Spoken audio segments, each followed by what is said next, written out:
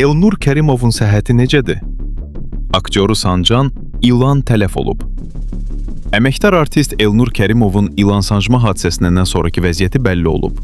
Dəyərli xəbər verir ki, aktyor İlham Əsədovun verdiyi məlumata görə sənətçinin səhhətində hazırda hər hansı bir təhlükə yoxdur.